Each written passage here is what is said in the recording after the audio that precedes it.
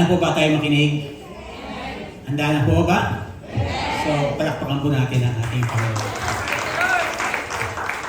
So, magandang umaga po sa inyong mga kapatid. Thank you na naman sa ating Panginoon. At nandito naman po tayo sa harapan ng Panginoon upang tayo po ay magbahagi ng salita ng ating Panginoon ngayong umaga nito.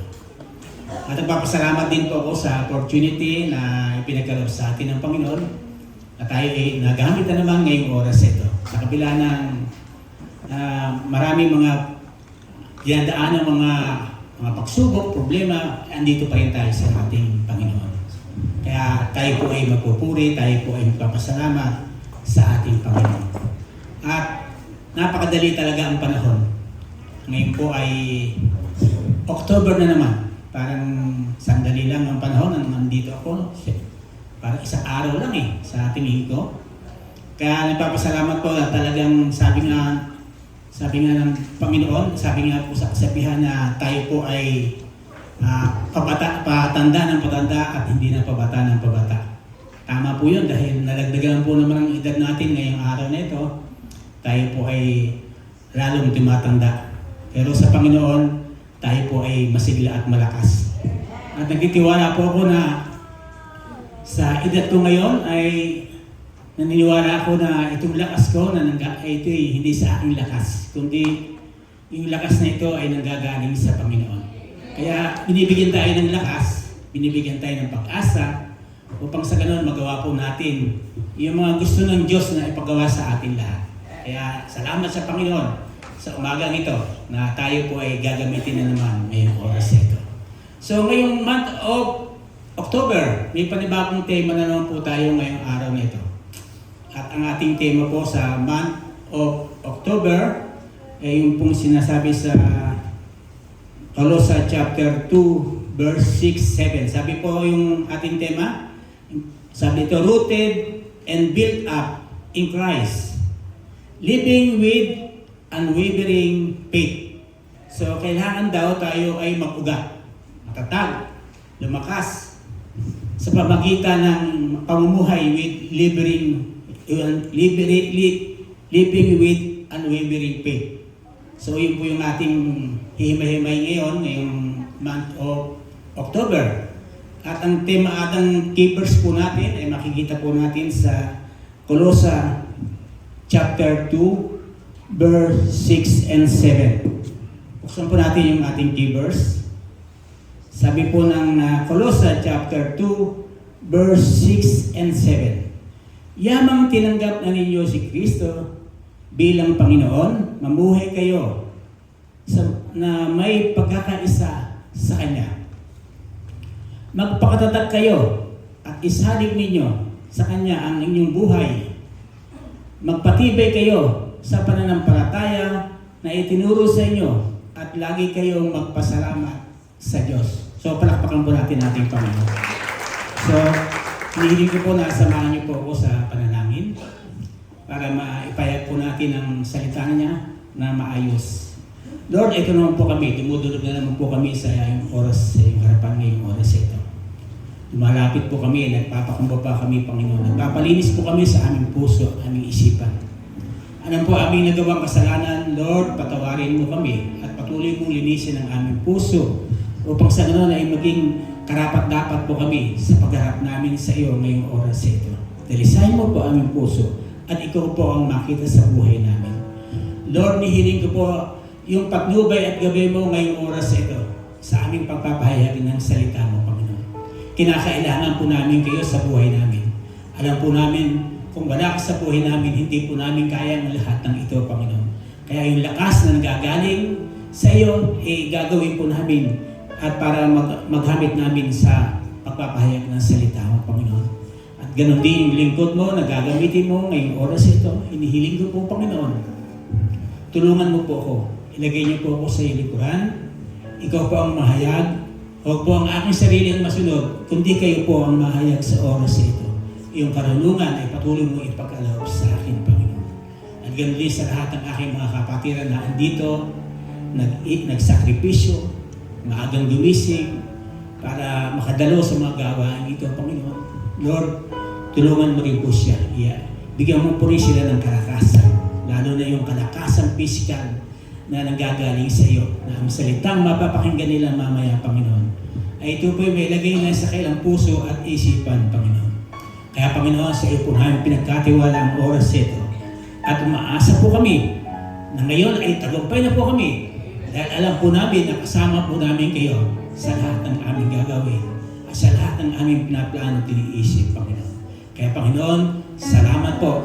Thank you, Lord. Maraming salamat sa inyo, Panginoon. Thank you, Lord. In Jesus' name. In Jesus' name. Amen and amen. Palakpakan po natin. Sabi po ng Kolosya, chapter 2, verse 6 and 7, sana, yamang tinanggap na ninyo si Kristo bilang Panginoon. Ang sabi, mamuhay kayo na may pagkakaisa sa Kanya. So, kung tatanggapin po natin ating Panginoon, kailangan yung pagkakaisa ay nasa atin. Hindi po natin kayang gawin, hindi po natin kayang magtagumpay, at hindi tayo kayang gawin ang lahat ng inaatang sa atin ng Panginoon kung wala po tayong pagkakaisa. Kaya napaka-importante po sa isang samahan yung merong unity at pagkakaisa. At ang sabi po doon, magpakatatag kayo at isalig ninyo sa Kanya ang inyong buhay. So kayo natin isasalig ang ating buhay, walang iba kundi sa ating Panginoon. Magpakatibay kayo sa inyong pananampalataya na itinuro sa inyo. Lagi kayong magpapasalamat sa Diyos. Kaya yung ating buhay na binibigay sa atin ng Panginoon, kailangan ipasalamat natin sa Kanya.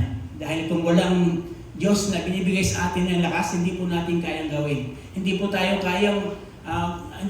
kaya sa sarili lang natin kung wala ang Diyos sa buhay namin, sa buhay natin. Kaya sabi doon, kailangan daw rooted and built up in Christ. Sabi, living with unwavering faith. So, yun po yung ating pag-uusapan.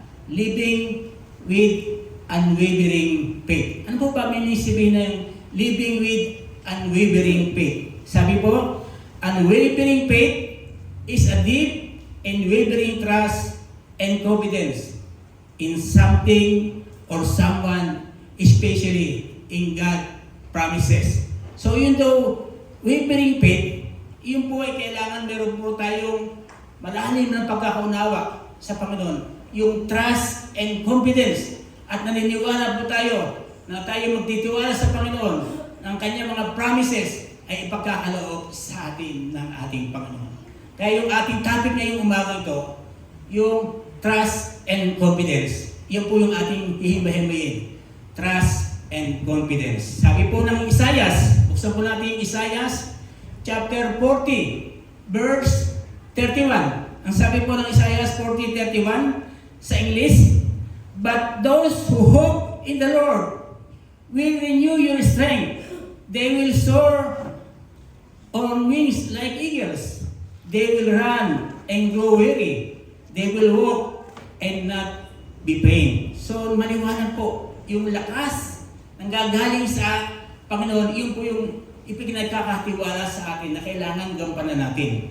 At sa Tagalog, ngunit muling lumalakas at sumisigla ang natitiwala kay Yahweh.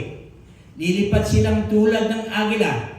Sila'y tatakbo, ngunit hindi mapapagod. Sila'y lalakad, ngunit hindi manghihina. So napakagandang verse po, no?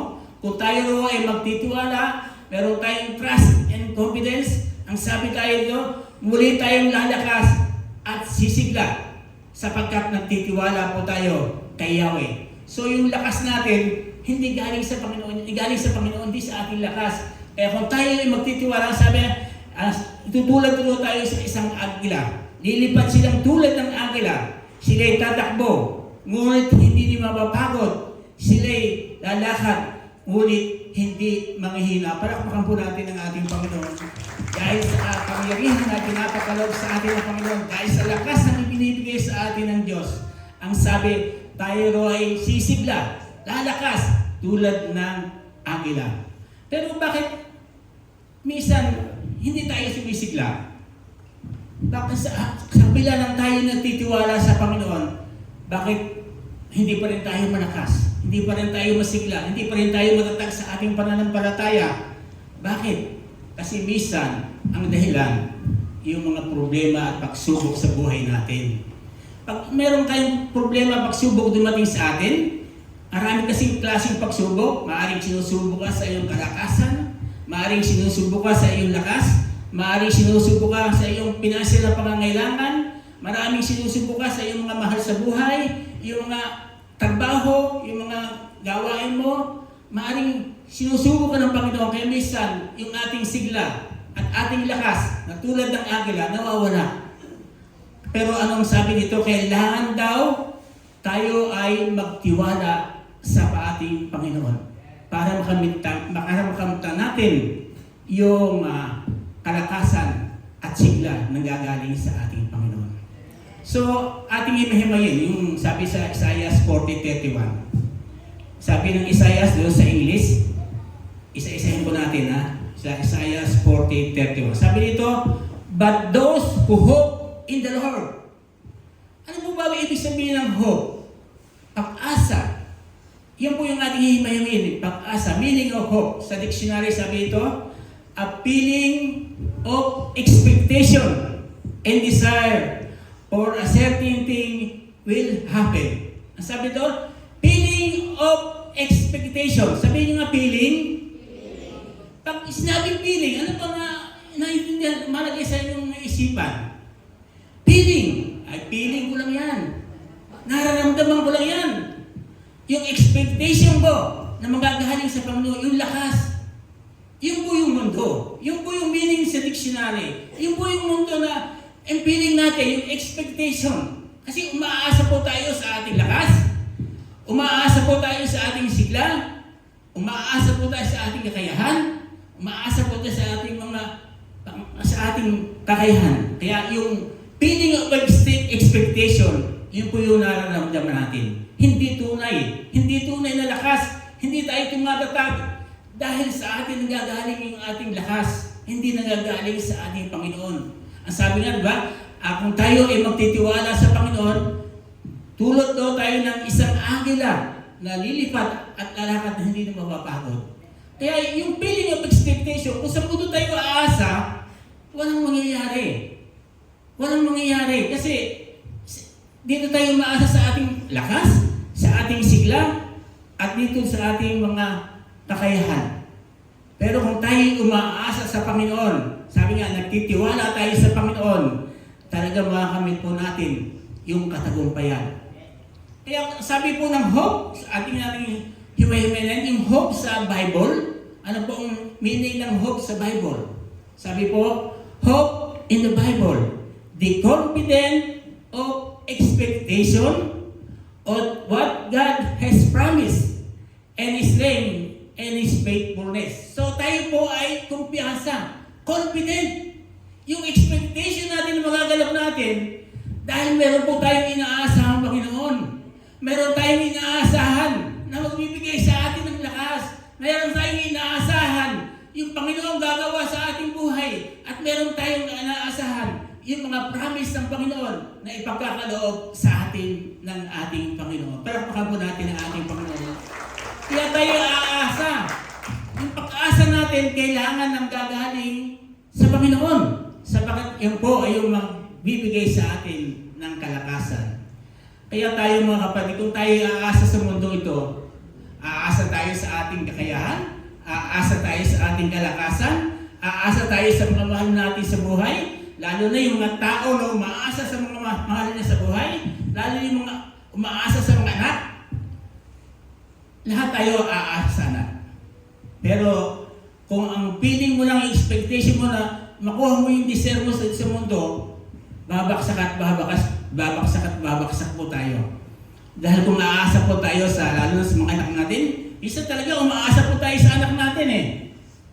At yun talaga, inaasahan natin. Kaya nga, pinag-aaral natin yung mga anak natin dahil meron tayong inaasahan, meron tayong expectation sa kanila na pagdating ng araw na sila ay magkatrabaho, na sila ay magkaroon ng hanap buhay, ay magtutulungan tayo.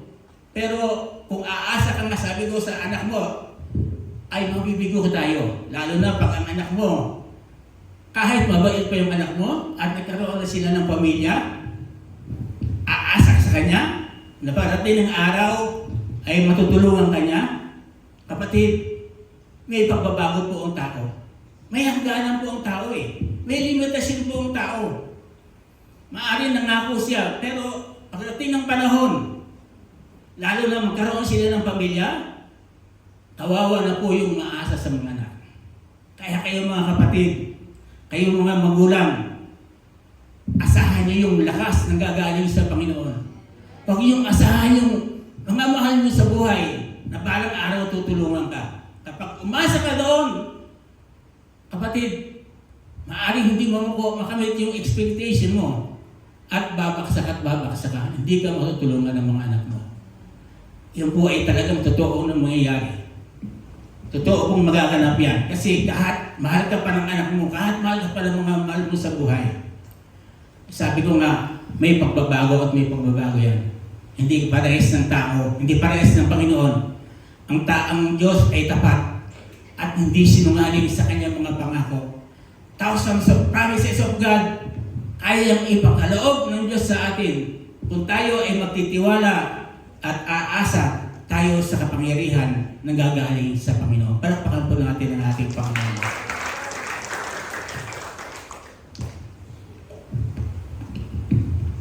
Kaya kailangan tayo mamuhay. Living with unwavering faith. Mamuhay po tayo sa pag-asa sa Panginoon. Yung ating pananampalataya sa Panginoon, lagi natin aasahan yan. Dahil ang Diyos, sabi nga, hindi sinungaling, tapat. Anong sabi ng Bilang chapter 23 verse 19 is my favorite verse yan. Lagi ko pong sinasabi pag ako nagmimisahe. Yung Bilang chapter 23 verse 19, sabi niya, ang Diyos ay tapat. Ang Diyos ay di sinungaling tulad ng tao. Ano mang sabihin niya ay kayang gawin. Kung mangako man siya ay ito'y kayang tutuparin. Yan po ang Diyos. Kapag nangako, tapat. Hindi po parehas ang tao na sinungaling. Yung mga pangako niya napapako. Pero ang Diyos, pag nangako, tutuparin at tutuparin ng Diyos ang lahat ng kanyang mga pangako na ibinibigay sa atin. At walang pangako na hindi pinagkaloob ng Diyos. Maaaring hindi ito palang natatanggap ngayon, pero ang pangako ng Diyos, totoo at tapat. Laging ipagkakaloob ng Diyos. Basta tayo maasa at nagtitiwala po tayo sa ating Panginoon. Ngayong gabi ay ang lahat ng ating buhay. So tingnan po natin yung mga example na yung living with unwavering faith. Katulad po ni Abraham. Si Abraham, kilala niyo po Panginoon. Kilala niyo mga kapatid. Si Abraham po ay tinawag na father of faith. Bakit po? Kasi lagi siyang without hesitation, sumusunod po si Abraham sa ating Panginoon. Tingnan niyo po yung utos ng Diyos na sinunod ni Abraham. Si Abraham po ay 75 years na nirahan doon po sa Haram. Umpisa ng pagkataan niya hanggang 75 years na tumira siya doon sa lusod ng Haram. Doon po siya lumaki. Andun po yung kanyang comfort zone. Andun po siya yung kanyang nakawalingan sa pamuhay na ay nakamta niya doon sa lugar na yun. Pero ang sabi ng Diyos sa kanya, ano po sabi ng Diyos? Diba? Sabi niya, Abraham, lisanin mo yung comfort zone mo. Lisanin mo ang bayan ng Haram at pumunta ka doon sa Kanaan. Sabi niya ni Abraham without hesitation, anong ginawa ni Abraham? Sumunod siya. Kahit na wala siyang alam kahit ano, wala siyang alam niya kung anong mangyayari sa kanyang buhay. Dahil doon sa lugar ng kanyang tinitirhan, masaya siya doon at mapayapa na yung kanyang buhay doon. Pero sabi ng Panginoon, lumisang ka. Lisanin mo yung comfort zone mo. Nagpunta ka doon sa bayan ng Haram. At ang sabi ng Panginoon, sa pagpunta mo sa bayan binibigay ko sa iyo, pagpaparain kita. At ang lahat, pagpaparain ko ng lahat nagpapara sa iyo. At susumpain ko ang lahat ng sumusumpa sa iyo. Iyon po yung promises ng Panginoon kay Abraham. Kaya si Abraham, talagang sumunod siya. Nagpunta siya doon. Kahit hindi niya alam ang kanyang pupuntahan. Pero ano po nangyari? Dahil nga sumunod siya. Meron siyang unwavering faith na kanyang pinaghawakan. Sumunod siya. At anong nangyari? Naging maayos ang kanyang buhay doon. Naging maayos kahit na wala po siyang pupuntahan, wala po siyang inaasahan sa kanyang sarili kundi ang Panginoon lang. Kaya sumunod siya at nangyari ay pinagpala siya ng Panginoon. Kasi sabi niya, ang magpapala sa iyo, pagpapalain ko, at ang sumumpa sa iyo, susumpahin ko sa iyo. Diba nung panahon ng iyon, na nagkaroon ng gutom sa lugar na pinuntahan niya, nagpunta po siya sa Ehipto. At pagpunta niya sa Ehipto, kasama po yung kanyang magandang asawa. Ano po nangyari? Diba? Sabi ni Abraham sa asawa niya si Sarah, sabi niya, tayo huwag magpakilala ng asawa kita. At tayo, ang pakilala mo, tayo magkaibigan lang. At anong nangyari? Diba? Pinag-interesan siya ng hari. Pinag-interesan siya ng hari, yung si Sarah, na angkinin. Pero anong nangyari? Diba? Hindi natuloy. Kasi, ang sabi ng Diyos, ang magsumpa sa iyo, susumpahin ko. Kaya, yung asawa si Sarah, hindi po nagalaw ng ang hari ng Ehipto. Kaya, yun po dahil sumunod siya sa utos ng ating Panginoon. At ang sabi pa ng Panginoon, sa iyong magagaling ang malaki. Paparamihin kita na katulad ng bituin sa langit at ganoon din yung buhangin sa dagat. Ano nangyari? Diba? Pinagpala siya. Nagkaroon siya ng anak. Bagamat si Abraham ay matanda na at matanda na po siya pero nagkaroon po rin siya ng anak. At nagkaroon po rin siya, hanggang nagkaroon siya ng anak, sinubok na naman siya ng Panginoon na ialay niya si Isaac. At ano pong ginawa niya? Inalay niya po yung anak niya kahit na mahal na mahal niya sa buhay. Ginawa niya, inahandog, nagpunta siya doon sa bundok ng Moriah para ihandog si Isaac at ginawa nang sasaksakin na si Isaac, ano po nangyari? Pinigil siya ng mga anghel. At ganun po, dahil meron po siyang unwavering faith nang gagaling sa kanya, nagaling kay Abraham, na talagang sumusunod siya sa ating Panginoon. Sino po ang ma-example ko? Si Daniel. Bakit palagi pong Daniel ang aking sini-example? Kasi po ako Daniel. Ang pangalan ko po ay Daniel. Hindi po, yun po yung aking talagang personal, Daniel. Kasi si Daniel po, masunurin po rin yan. Kasi nung si Daniel po ay napapunta po siya doon sa paghahari ni Haring Nebuchadnezzar. Ang sabi po ng hari, pumili siya ng mga batang kalalakihan na may edad ng mga bata, 18 yata pataas, at isa sa pinili si Daniel. Pero ang sabi nila Daniel, ang sabi sa 1:8, yung sa Daniel chapter 1 verse 8, kasi nga pumili siya ng pinapili ni Hari Nebuchadnezzar, yung kanyang tauhan na pumili ng mga kabataan at sila ay pakainin ng pagkain galing sa hari. Pero ano ginawa ni Daniel? Hindi po siya tumikim yung mga pagkain galing sa hari, kundi ang sabi niya, yung tubig at gulay ang kanyang kakainin. Dahil nga meron siyang sinumpaan.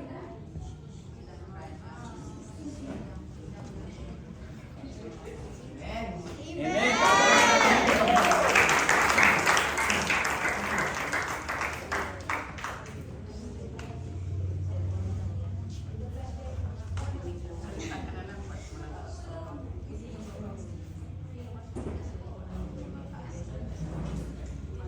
O na lang, diretso na natin. Kuan?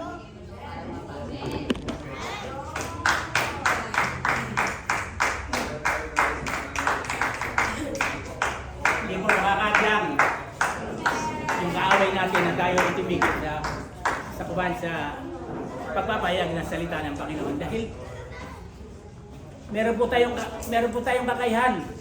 Binigyan po tayo ng kalakasan ng Panginoon na gawin ang lahat ng bagay na ito. Bagamat walang kuryente pero hindi po magiging hadlang sa atin na itigil natin yung ating Panginoon sa ating oras na ito. Sabi po ni Daniel, hindi po siya titigil kahit anumang pagkain na binigay ng hari, kundi magtitiwala siya sa kalakasan na binibigay ng Panginoon. At nangyari nga, nang siya ay sibukin, talagang naging malakas pa siya. Sa kabila ng hindi siya kumakain ng pagkain ng hari, ay nagawa pa niya yung kalakasan na ipagkaloob sa kanya. At ano pa, nung siya ay, si Daniel po ay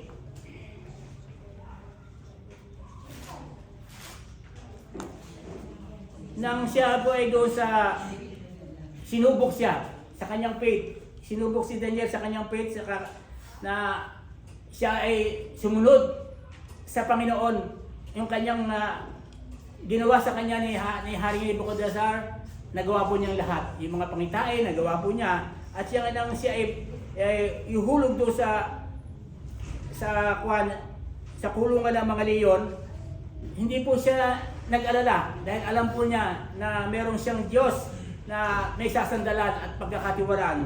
Kaya nga sabi po doon sa Daniel 6:23, dahil dito labis po nagalak ang hari sa inutos at inahon si Daniel mula sa kulungan ng mga leyon. Nang siya ay may taas na, wala siyang nakita kahit man ng bagyang galos sa katawan ni Daniel sapagkat nagtiwala siya sa Panginoon. Kaya kung meron po tayong faith sa ating Panginoon, kahit ano pa ang gawin, kahit pa siya ay ginawa pa ng pasambahin sa mga Diyos-Diyosa na ginawa ni Hari Nebuchadnezzar, hindi po siya sumamba at naniwala po siya Panginoon na kaya niyang gawin ang lahat ng bagay. Hindi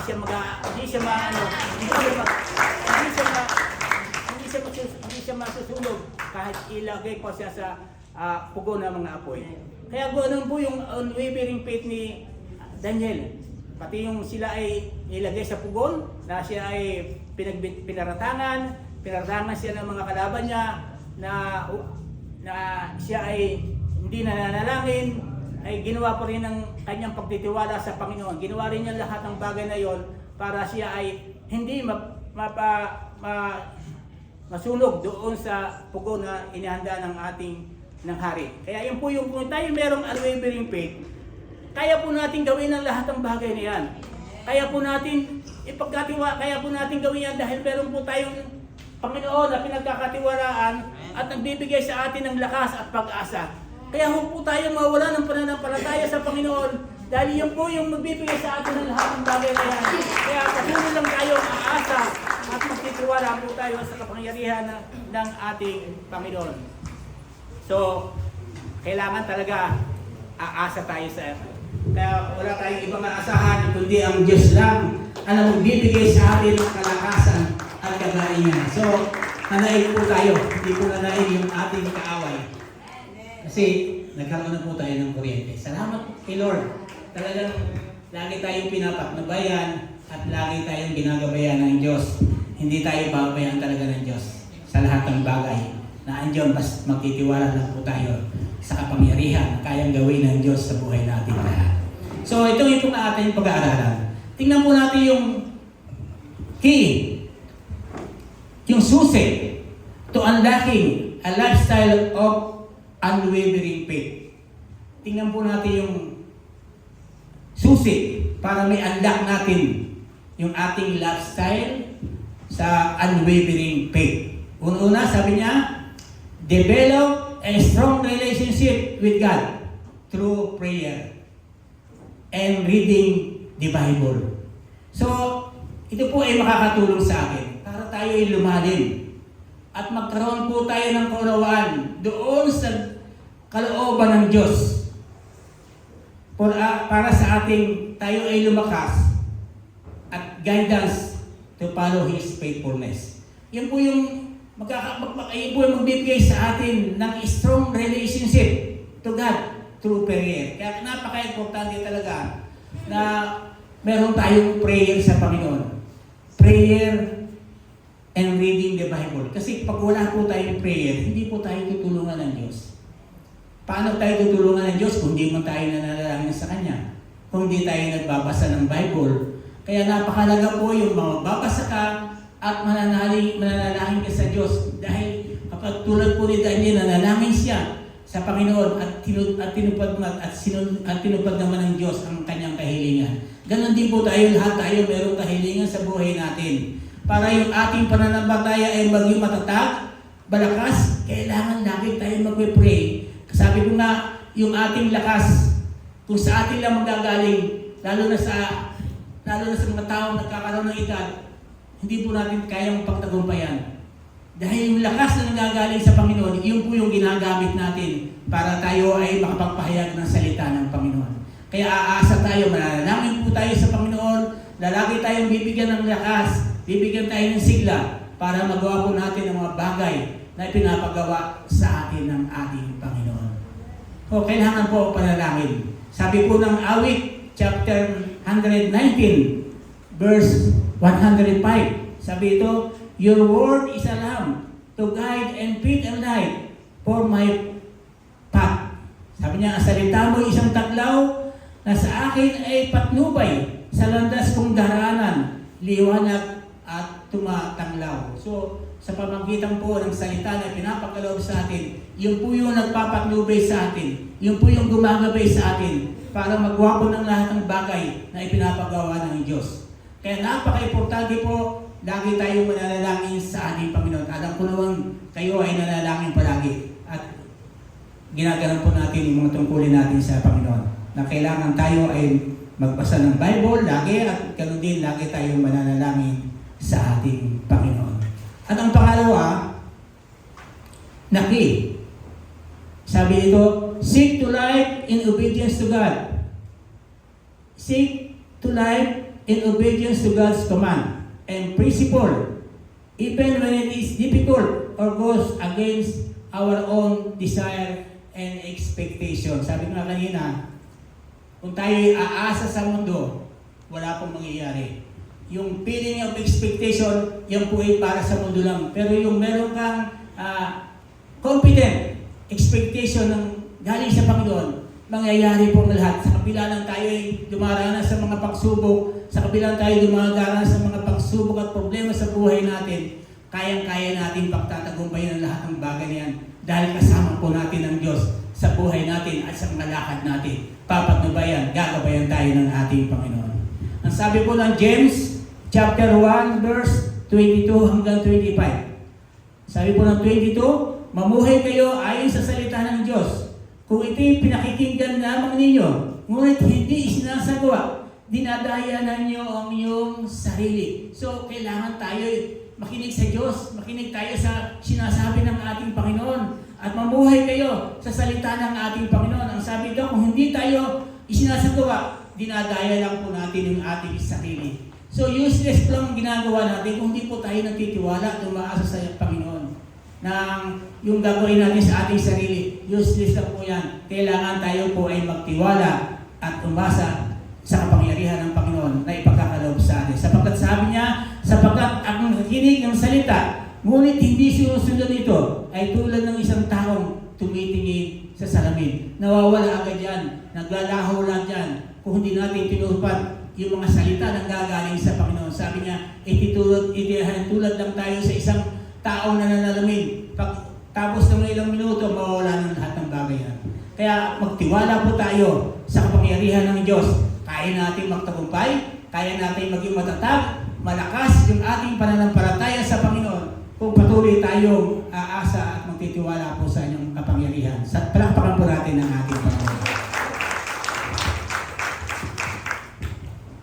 Ang sunod po, trust in God's plan for your life and have faith that is always with you and will guide you and protect you. Sabi ng Panginoon, trust, yung ating pong pinag-aaralan, trust and confidence. Saan po tayo magta-trust? Sa Panginoon lang tayo magtitiwala at aasa at huwag po tayo mananangan sa ating sariling kakayahan, kundi sa Diyos lang tayo. Sabi ng Proverbs chapter 3, verse 5 and 6, sabi ito, kay Yahweh ka magtiwala at ang buong puso at lubusan at huwag kang mananangan sa sarili mong karunungan. Kaya hindi tayo aasa sa ating karunungan. Hindi tayo aasa sa ating lakas. Bagamat kinakailangan po natin tayo mayroong lakas, mayroong tayong karunungan, pero huwag po natin ipagmamalakihan ang mga bagay na yan, kundi ang pagmalaki natin yung Panginoon na nagbibigay sa atin ng karunungan at nagbibigay sa atin ng kalakasan. Kaya lagi tayong aasa sa Panginoon. At ang sabi ng 6, sa lahat ng pagkakataon,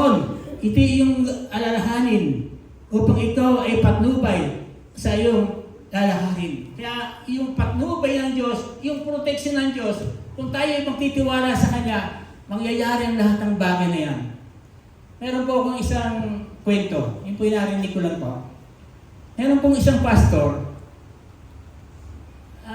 naglahat po siya ng salita ng Panginoon doon sa bundok, doon po sa lugar ng mga NPA infested area.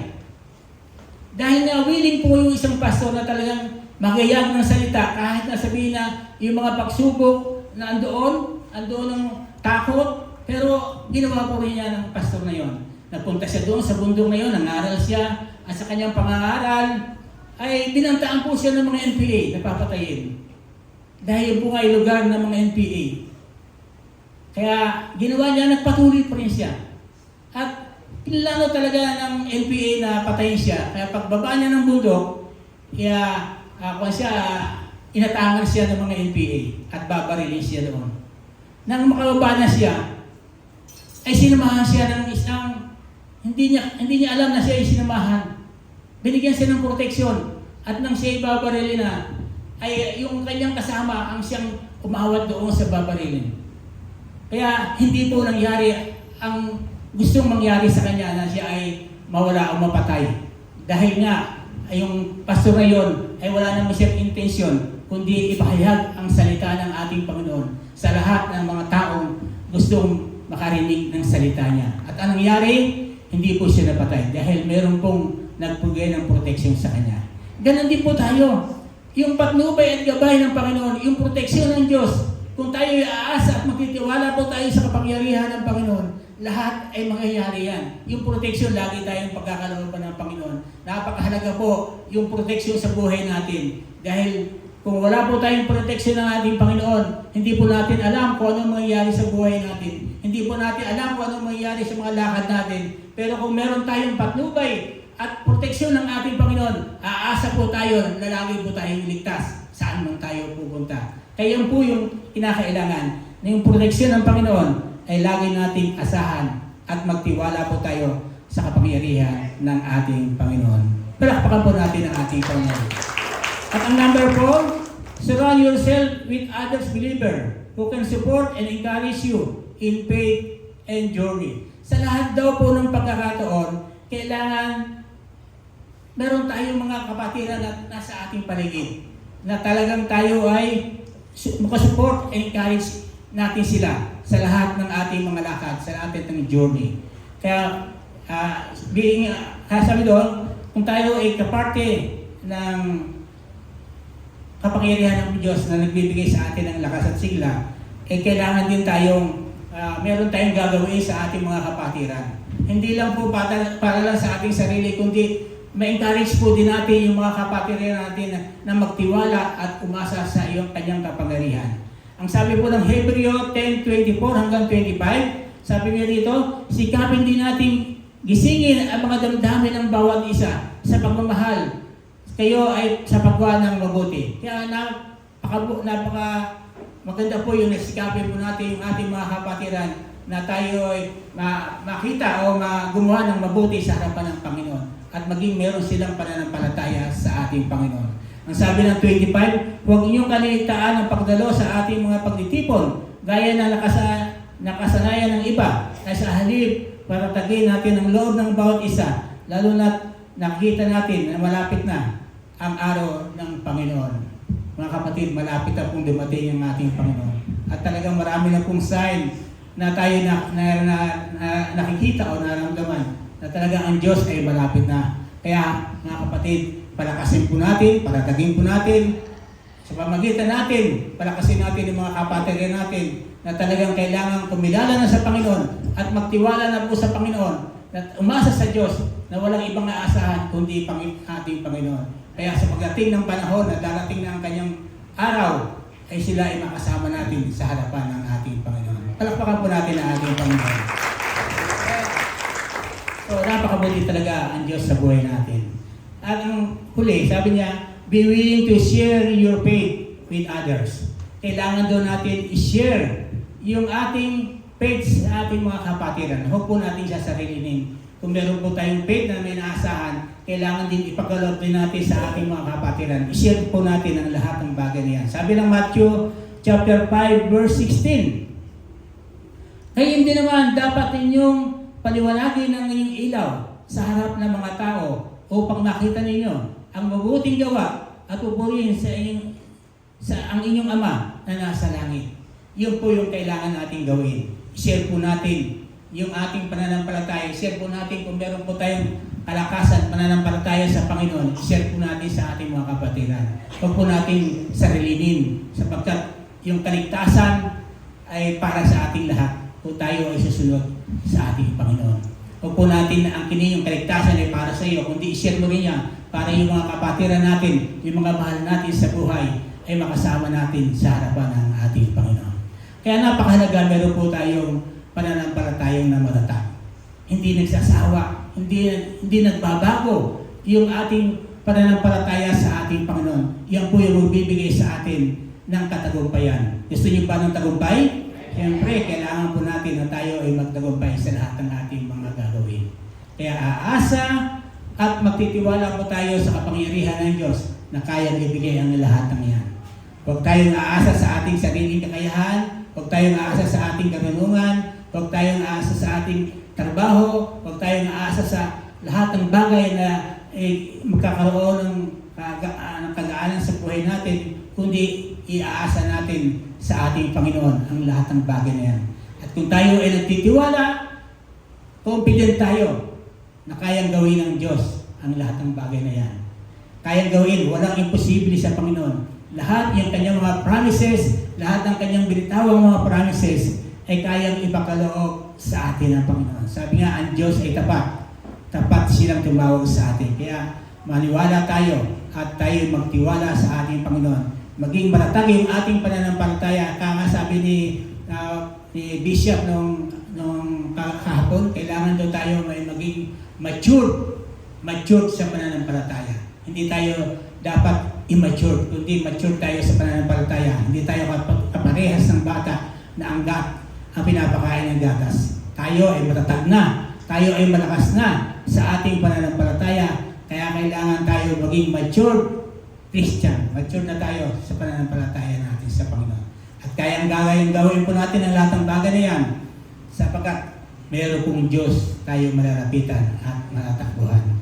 Kaya mga kapatid, umasa tayo sa kapangyarihan ng Diyos. Kaya nating ibigay ng lahat ng bagay yan at magtiwala po tayo sa Kanya na kayang gawin yung ating mga kahilingan, yung ating mga gusto na mga naisin sa ating buhay, kayang ipagkaloob ng Diyos ang mga bagay na yan. Kaya yun po, kailangan mamuhay tayo living with unwavering faith sa Panginoon. At kaya tayo ay magtatagumpay sa lahat ng bagay. Tayo po ay tumayo, tayo po ay manalangin sa ating Panginoon at magpasalamat po tayo sa kabutihang ginawa niya. Talagang tapat ang Diyos na tumawag sa atin. Hindi talaga tayo pababayaan. Hindi tayo iiwan ng Diyos. Tama yung mga pangako niya. Lagi tayong kasama, lagi nating kasama siya sa lahat ng ating mga takbuhin, sa lahat ng ating mga landasin. Kasama po natin ang Diyos dahil ang Diyos ay naandyan lang sa ating tabi. Kaya tayo po ay magtiwala at maniwala na kayang gawin ng Diyos sa buhay natin. Kaya tayo po ay manalangin, tayo po ay dumulog sa Panginoon. Lord, salamat po. Thank you, Lord. Salamat naman po sa pagkakataong ibinigay mo sa amin. Naganap namin yung aming mga tungkulin na inatang mo sa amin. Sa kabila ng mga pagsubok, sa kabila ng mga problema, sa kabila ng hindi namin inaasahang nangyayari sa buhay namin. Pero nagtitiwala po kami sa iyo, Panginoon. Hindi po ito magiging hadlang sa buhay namin na yung mga pagsubok na problema dumating sa amin. Hindi po ito magiging hadlang dahil andyan po kayo na kaya pong tunan ang mga bagay na yan. Kaya Panginoon, salamat po sa pagkakataong ibinigay mo sa amin. Thank you, Lord. Sabi mo, lumapit kami sa iyo. Lahat kami nabibigat ng luba at bibigyan mo kami ng kagaanan. Kaya ngayong oras sa ito, andito po kami, Panginoon, sa harapan mo. Lumalapit po kami, nagtitiwala po kami, naniwala po kami sa iyong kapangyarihan na talagang ipagkakalaw mo sa amin ang mga hilingan. Dahil marami po kaming kailangang hilingin sa iyo, lalo na sa aming pananampalataya. Lord, patatagin mo ang aming pananampalataya sa iyo, Panginoon. Talagang ibigay mo sa amin na magkaroon kami ng trust and confidence sa iyo, Panginoon. Yung aming expectation ay matupad sa aming mga kahilingan, Panginoon. Kaya Panginoon, salamat po. Umaasa po kami. Nagtitiwala po kami sa iyong kapangyarihan ngayong oras ito na talagang ibibigay mo sa amin ang aming mga kahilingan. Marami po kaming kailangang hilingin sa iyo, Panginoon, lalo na sa aming kalakasan ng aming katawang piskal. Panginoon, hindi po namin kaya maglingkod kung sarili lang lakas nang gagaling sa amin. Hindi po namin kayang gawin ang lahat ng bagay nito. Lalo na nagkakaroon po kami ng edad, nagkakaroon po kami ng tumatanda po kami, kinakailangan po namin yung lakas ng gagaling sa iyo. Kaya umaasa po kami, yung lakas na ibibigay mo sa amin, lalo na yung kalakasan ng aming physical. Minsan nagkakaroon po kami ng sakit at karamdaman, Panginoon, na hindi namin minsan maiwasan, Panginoon, tumarating sa buhay namin. Kaya inaasa po namin, Lord, bigyan mo kami ng lakas. Ay mga sakit karamdaman aming nararamdaman, patuloy mong hipuin ng iyong parang kamay upang sa kanila ay mawala ang mga sakit na yan at makapaglingkod kami sa iyo ng tapat at magawa po namin yung mga inaatang mo sa amin, Panginoon. Lalo na po, Panginoon, kinakailangan po namin ng pinansyal na pangangailangan. Yan po yung kinakailangan ng aming sa habang kami nabubuhay pa sa mundong ito, Panginoon. Kaya Panginoon, maasa po kami sa iyo, nagtitiwala po kami sa iyo, na sabi mo, ikaw ang may-ari ng langit at lupa, ikaw ang may-ari ng lahat ng bagay sa mundong ito, kaya kaya mo ipagkaloob ang mga bagay na hinihiling namin, lalo na sa pinansyal na pangangailangan namin. Tulungan mo po kami, i-bless mo po kami lahat ngayong oras na ito. Lahat ng nandito, Panginoon, lahat ng nakinig sa live streaming, pagpapalain mo rin sila, Panginoon. Huwag mo rin silang pabayaan. Lord, salamat po. Ang lahat ay hiniling namin sa iyo, alam namin ipagkakaloob mo, Panginoon. Lalo na ang kalakasan, kapayapaan sa buhay namin, lagi mo ipagkakaloob sa amin upang hindi kami mabalisa sa lahat ng mga bagay. Thank you, Lord. Salamat po sa kapayapaan na ibinigay mo sa amin. Thank you, Lord, sa kapayapaan na ibinigay mo sa amin na hindi kayang ibigay ng sanlibutan, kundi kaya mong ibigay dahil ito ang Diyos na makapangyarihan sa lahat. Maraming salamat po. Matapos na po kami sa oras ito at kami po maghihiwa-hiwalay at sa paghihiwa-hiwalay po namin, tutulungan mo kami, gagabayan mo kami, bibigyan mo kayong proteksyon, bibigyan mo ng traveling mercy, Panginoon, sa aming pagpunta mamaya sa Bulacan, Panginoon. Tulungan mo po kami, Panginoon, bigyan mo kami ng traveling mercy para makapunta po kami ng maayos at ibahagi po namin ang salita mo doon sa lugar ng Bulacan, Panginoon. Lord, salamat po, maasa po kami, yung proteksyon lagi mo yung pagkakalaw sa amin, yung traveling mercy lagi mo yung sa amin. Salamat po. Patuloy po kami i-bless lahat, Panginoon. At magpapatiwala talaga kami sa iyong kapangyarihan. Salamat po, Panginoon. Thank you, Lord. Maraming salamat po. In Jesus' name, Amen.